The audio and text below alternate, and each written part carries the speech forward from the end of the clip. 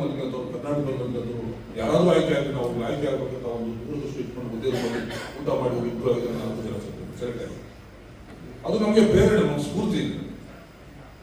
ಇದಿಲ್ಲ ಅಂದ್ರೆ ನಾವು ಯಾವುದೇ ಕ್ಷೇತ್ರದಲ್ಲಿ ಸಾಧನೆ ಮಾಡ್ಲಿಕ್ಕೆ ಆಗೋದಿಲ್ಲ. ಬಹಳ ಸಂಕಷ್ಟದ ಕ್ಲಿಷ್ಟ ಪರಿಸ್ಥಿತಿ ಬರ್ತೀವಿ. ಇವತ್ತು ನಮ್ಮಲ್ಲಿ ಉಪಜಾತಿಗಳಿದ್ದಾವೆ, ನಮ್ಮ ದೊಡ್ಡ ಕಳಂಕ ಒಕ್ಕುಚುತಿ.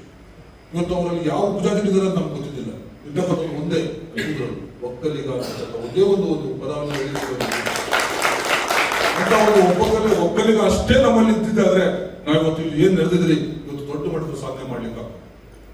ಇವತ್ತು ಅವ್ರು ಬಯಸಿದ್ದು ಶಿಕ್ಷಣಕ್ಕೆ ಒಂದು ದೊಡ್ಡ ಮಟ್ಟದ ಅವರಿಗೆ ಶಕ್ತಿ ತುಂಬುವಂತದ್ದಾಗಿತ್ತು.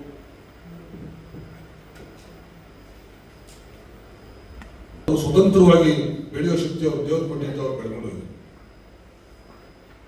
ನಾನು ಗೌರವಾನ್ವಿತ ಹಿರಿಯ ಅಧಿಕಾರಿಗಳಲ್ಲಿ ಅವ್ರ ಮಾತೃಶ್ರೀಯಲ್ಲಿ ಒಬ್ಬ ಅಭ್ಯರ್ಥಿಯ ಮಾತೃಶ್ರೀ ಮನವಿ ಮಾಡ್ತೇನೆ. ನೀವೇನು ಯಶಸ್ಸು ಸಾಧಿಸಿದ್ರಿ, ಮುಂದೆ ಬರ್ತಕ್ಕಂಥ ಶಿಕ್ಷಣದ ಅಭ್ಯರ್ಥಿಗಳಿಗೆ, ಆಕಾಂಕ್ಷಿಗಳಿಗೆ ಮತ್ತೆ ಅವರ ಒಂದು ಪ್ರೇರಿತರಾಗಿ ಅವರಿಗೆ ಒಂದು ಸ್ಫೂರ್ತಿದಾಯಕವಾದ ಒಂದು ನಿಲುವುಗಳಲ್ಲಿ ನೀವು ನಿಮಗೆ ಸಿಕ್ಕಂಥ ಅವಕಾಶಗಳನ್ನೆಲ್ಲ ಬಳಸಿಕೊಂಡು ದೊಡ್ಡ ಮಟ್ಟದ ಅವರಿಗೆ ಒಂದು ಸ್ಫೂರ್ತಿ ನೀಡುವಂಥದ್ದಾಗಬೇಕು. ಹಾಗೆ ಈಗಾಗಲೇ ಒಂದು ದೊಡ್ಡ ಕಳಂಕ ಇದೆ ಅಧಿಕಾರಿ ವಲಯದಲ್ಲಿ. ಲಂಚ ತಗೊಳ್ತಾರೆ, ದುಡ್ಡು ತಗೊಂಡ್ರೆ ಕೆಲಸ ಮಾಡ್ತಕ್ಕಂಥದ್ದು ಅದಿದ್ರೆ ಆಗೋದಿಲ್ಲ. ನೀವೆಲ್ಲರೂ ಕೂಡ ತಳಮಟ್ಟದಿಂದ ಬಂದಂಥವ್ರು.